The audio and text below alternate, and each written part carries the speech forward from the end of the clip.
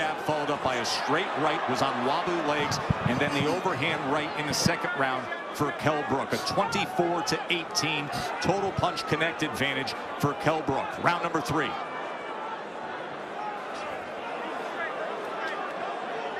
Psychologically, Khan looks like he's in it. Brook has to come behind that left hand. I can't say it enough because he's looking for a big left hook or a big right hand, and he can allow Amir Khan to catch him with the shot. Khan is still dangerous, even though he's on wobbly legs. Brook has to forget that he landed that shot and go back to boxing and let the right hand land on its own. Stay the course. But that's all about controlling your emotions, Dre. You know that.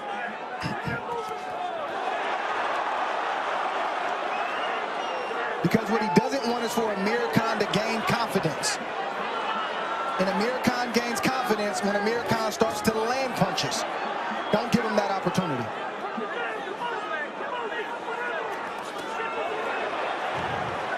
Amir Khan right now, he's choosing to be the counterpuncher. He's allowing Brook to make mistakes so he can make them pay.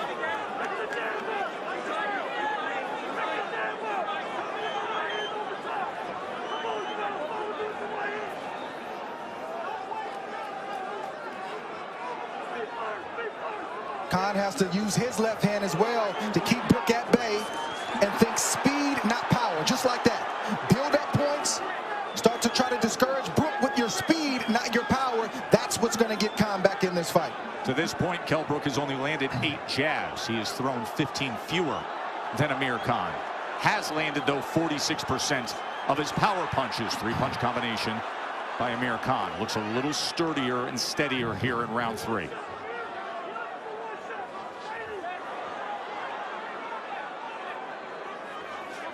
Khan has to be careful not to swim with that offense, Joe. Don't throw 5 and 6 and leave yourself out there. Just throw 2 or 3 and then move on, reset, and then throw 2 or 3 and try to build up points little by little. Not to be defensively compromised.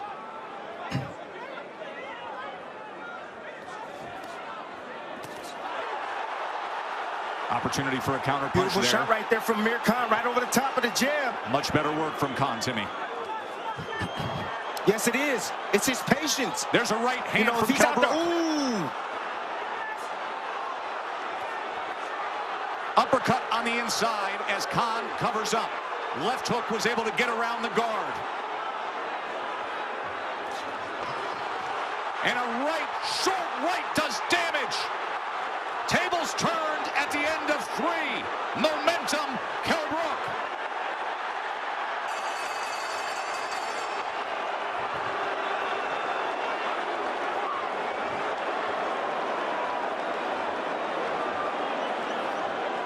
You can't stand in front of him.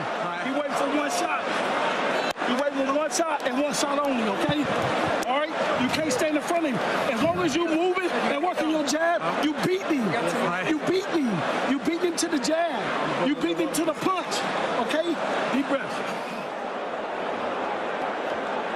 Khan was having his way this round. He seemingly found his range, throwing his offense at the right time.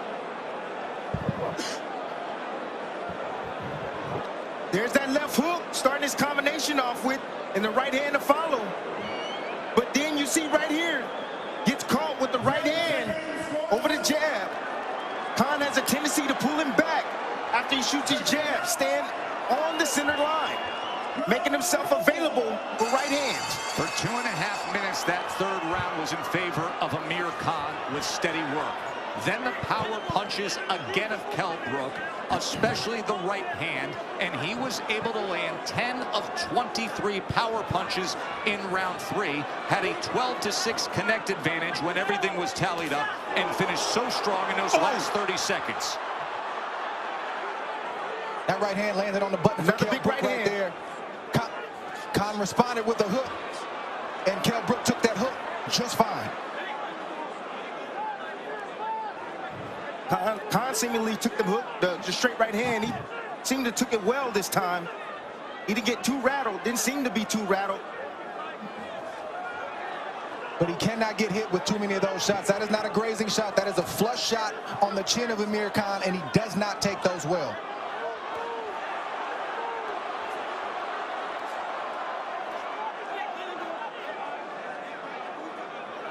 Amir doesn't need to fight in there. He needs to tie Kell Brook up, let the traffic cop, the referee come in and do his job, reset, go back to boxing, think speed over power.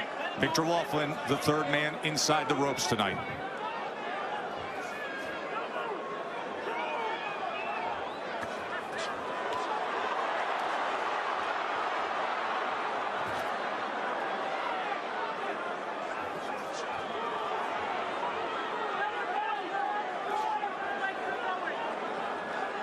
Also like that Kell Brook has not forgotten about the body tonight with Amir Khan.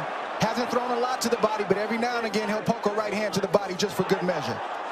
5 body connects landed according to CompuBox. Big left hook land right there for Khan. Kell Brook is stocking. He's just walking down Khan. If he was to come behind his jab like Dre alluded to earlier, he can make things a lot easier for him.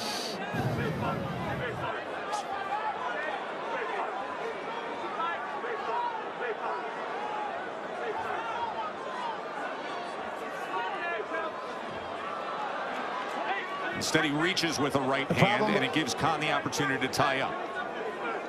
Yes, and the problem with Khan is that he's not a good second and third adjustment guy. If the first game plan doesn't work, he seems to be lost in there, and it's hard for him to find the answers on his own. And Bomac is telling him all the right stuff, but can he execute? Can he translate that in these rounds and in this ring?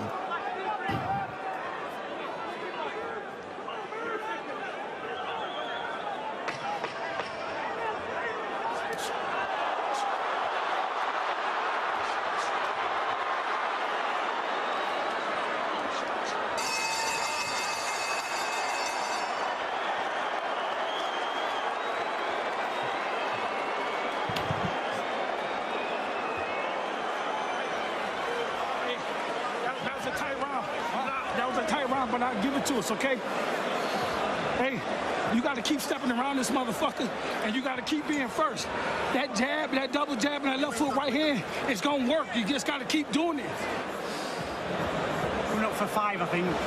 Right, remember, 6-8 round 5. There it is. Timing can beat speed. Kell Brook has excellent timing. Like Dre said, if he comes behind this jab, he can blind Amir Khan, and he'll be able to land more right hands like he just landed right here, right on the chin. Beautiful timing by Kell Brook. That has been a part of his DNA since the beginning of his career. Glad to see it's still available for him now.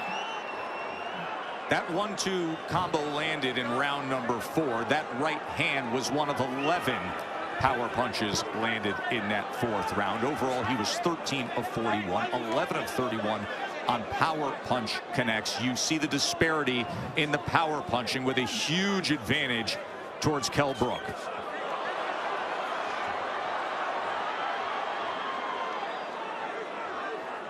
Let's take a look at Andre Ward's scorecard. 4-round sweep early on for Kell Brook.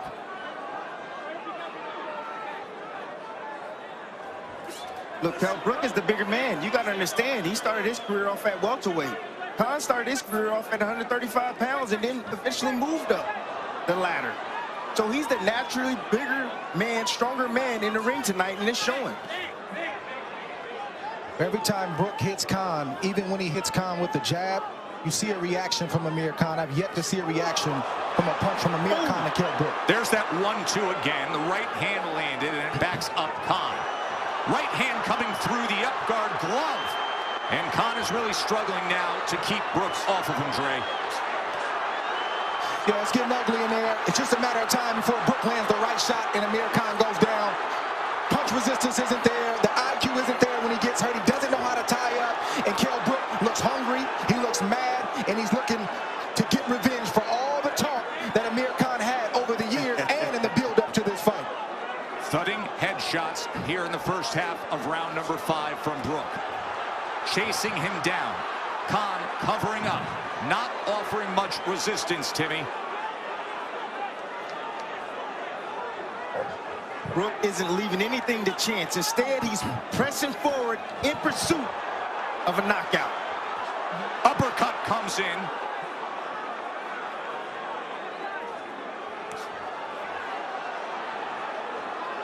How do Khan's legs look to you, Tim? It's just a matter of time, Tess.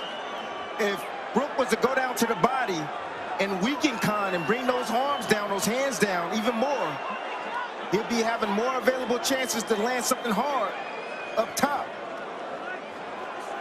What you see right now is what we call a walk down. When a fighter walks straight to the opponent, he's not worried about defense. He knows that he has you. He knows that you're weakened. He knows that he's hurting you. And I'm just trying to get this shot in, bro, to get this fight over with. That's an attitude move right there from Kell Brook.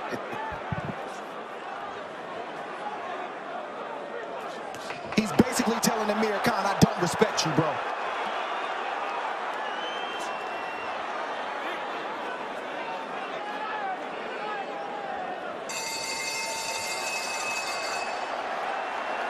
Brook raises his arm, and you can see the look of concern from their common opponent, Terrence Bud Crawford, who has been side by side in the build-up to this fight with Amir Khan. He has come to Omaha, Nebraska. He has gone to Colorado Springs to train with